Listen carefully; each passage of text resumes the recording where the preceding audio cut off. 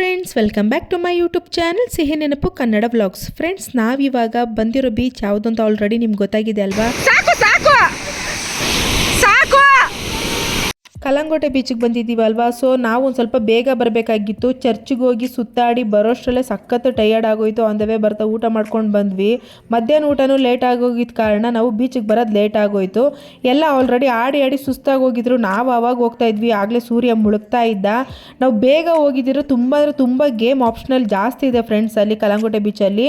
ಮತ್ತು ನೈಟ್ ಮಾತ್ರ ಸೂಪರಾಗಿರುತ್ತಂತೆ. Light setting ಆಗಿರ್ಬೋದು, ಮ್ಯೂಸಿಕ್ ಆಗಿರ್ಬೋದು, ಕ್ಲಬ್ ಆಗಿರ್ಬೋದು, ಪ್ರತಿಯೊಂದು ಇರುತ್ತೆ ಅಲ್ಲಿ. ನಾವು ನೈಟು ಅಲ್ಲಿರೋಕ್ಕಾಗಿಲ್ಲ. ಯಾಕೆ ಅಂತಂದರೆ ಪಾಪು ಇದ್ದಿದ್ದ ಕಾರಣ ಅಲ್ಲಿರೋ ತುಂಬ ಜಾಸ್ತಿ ಸೌಂಡ್ ಎಲ್ಲ ಇರುತ್ತೆ. ಸೊ ನಾವು ಹೋದಾಗ ಮಾತ್ರ ಸೂಪರಾಗಿತ್ತು ವ್ಯೂ ನೋಡೋಕ್ಕೆ. ಸೂರ್ಯ ಮುಳುಗ್ತಾ ಇದ್ನಲ್ವ, ಸಮುದ್ರ ತೀರದಲ್ಲಿ ಸೂರ್ಯ ಹುಟ್ಟೋದಾದರೂ ಮುಳುಗೋದಾದರೂ ನೋಡೋಕೆ ಭಾಳ ಚೆನ್ನಾಗಿರುತ್ತೆ. ನನ್ನ ಮಗಳಿಗೆ ನೀರಂದರೆ ಪಂಚಪ್ರಾಣ. ಅದು ಎಷ್ಟೋ ವೀಡಿಯೋಗಳು ನಾನು ಹಾಕಿದ್ದೀನಿ. ಅವಳಂತೂ ಸಖತ್ ಎಂಜಾಯ್ ಮಾಡಿದ್ಲು. ಏನೇನು ಗೇಮ್ ಇದೆ, ವಾಟರ್ ಬೈಕ್ ಇದೆ, ಮತ್ತು ಬೋಟಿಂಗ್ ಕರ್ಕೊಂಡು ಹೋಗ್ತಾರೆ, ಮತ್ತು ಪ್ಯಾರಾಚೂಟಲ್ಲಿ ಕರ್ಕೊಂಡು ಹೋಗ್ತಾರೆ. ಸೊ ಅಲ್ಲಿ ಗೇಮ್ಗಳು ಮಾತ್ರ ತುಂಬ ಆಪ್ಷನಲ್ ಸೂಪರಾಗಿದೆ. ಬಟ್ ನಾನು ಯಾವ ಗೇಮು ಆಡೋಕ್ಕಾಗಿಲ್ಲ. ಕಮ್ಮಿ ಬಂತು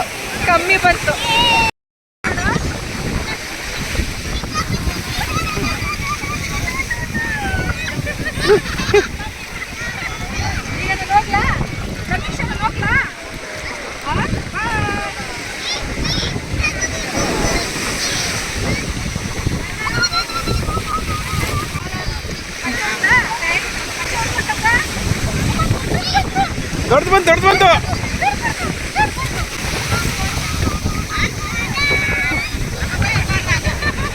ಫ್ರೆಂಡ್ಸ್, ಯಾರೆಲ್ಲ ಮೊದಲೇದಾಗಿ ನನ್ನ ವೀಡಿಯೋನ ನೋಡ್ತಾ ಇದ್ದೀರಾ, ನನ್ನ ಚಾನಲ್ನ ಸಬ್ಸ್ಕ್ರೈಬ್ ಮಾಡ್ಕೊಳ್ಳಿ, ಬೆಲ್ ಐಕನ್ನ ಕ್ಲಿಕ್ ಮಾಡಿ, ಹಾಗೆ ವಿಡಿಯೋಗೊಂದು ಲೈಕ್ ಮಾಡಿ.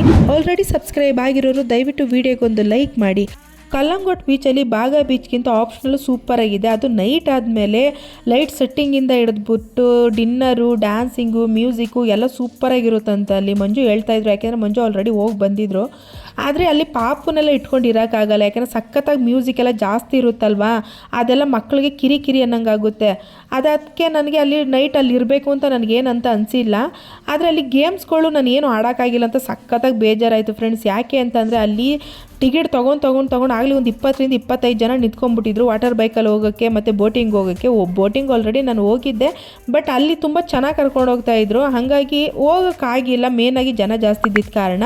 ಸಂಜೆ ಆಗ್ತಾ ಸೂರ್ಯ ಮುಳುಗ್ತಿದ್ದಿದ್ದು ಮಾತ್ರ ಸೂಪರಾಗಿತ್ತು ವಾತಾವರಣ. ನನಗೆ ಭಾಳ ಖುಷಿ ಆಯಿತು ಫ್ರೆಂಡ್ಸ್. ಅಷ್ಟು ಫಿನಿಶ್ ಮಾಡ್ಬೇಕು ಅವರು. ಅವರೇನೆ, ಅದಕ್ಕೆ ಅವ್ರ ಕೈಲಿ ಆಗಲ್ಲ ಅಂತ ಹೇಳ್ತಾರೆ. ಅದು ಕಟ್ಲಾದ್ರೆ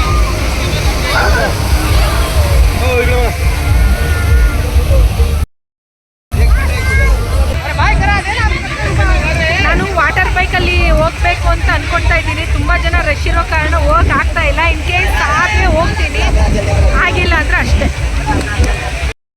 ನನ್ನ ಮಗಳು ಬರಕ್ಕೆ ರೆಡಿನೇ ಇಲ್ಲ. ಆದರೆ ಅವರಪ್ಪ ಈಗ ಲಾಸ್ಟಿಗೆ ಒಂದ್ಸತಿ ಆಟ ಆಡಿಸ್ತೀನಿ ಅಂತ ಕರ್ಕೊಂಡು ಹೋಗ್ತಾವ್ರೆ. ಬರಲ್ಲ. ನೀರಂದ್ರೆ ಅವಳಿಗೆ ಭಾಳ ಇಷ್ಟ. ಏನು ಬರೋಕ್ಕೆ ರೆಡಿ ಇಲ್ಲ. ನನ್ನ ಮಗಳಿಗೆ ಬೀಚ್ ಎಷ್ಟು ಇಷ್ಟ ಆಯಿತು ಅಂದರೆ, ನಾನು ನನ್ನ ಹಸ್ಬೆಂಡ್ ಎಷ್ಟೇನೇ ಅವಳಿಗೆ ನೈಸ್ ಮಾಡಿದ್ರು, ತಿಂಡಿ ಕೊಡಿಸ್ತೀವಿ ಅಂದ್ರೂ ಬೀಚ್ ಬಿಟ್ಟು ಬಂದಿಲ್ಲ.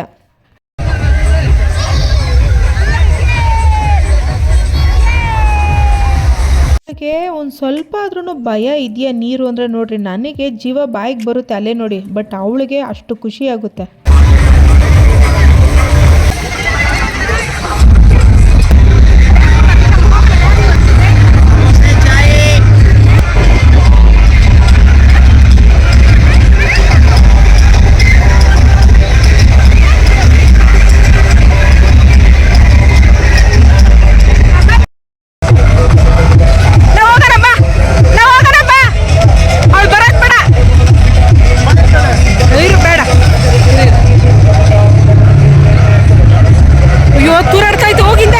ನೀರಲ್ಲಿ ಆಟಾಡಿ ಅವಳು ಎಷ್ಟು ಸುಸ್ತಾಗಿದ್ದಾಳೆ ಅಂದರೆ, ಅವಳು ನಿಲ್ಸಿದ್ರು ಕೂಡ ತೂರಾಡ್ತಾ ಇದ್ದಾಳೆ, ಅಷ್ಟು ಸುಸ್ತಾಗಿದ್ದಾಳೆ. ಆದ್ರೂ ಆ ಬೀಚ್ ಬಿಟ್ಟು ಬರೋಕ್ಕೆ ರೆಡಿನೇ ಇಲ್ಲ. ಅಲ್ಲಿಂದ ಕರ್ಕೊಂಡು ಬರೋಷ್ಟರಲ್ಲಿ ಸಾಕಾಗೋಯ್ತು ಫ್ರೆಂಡ್ಸ್.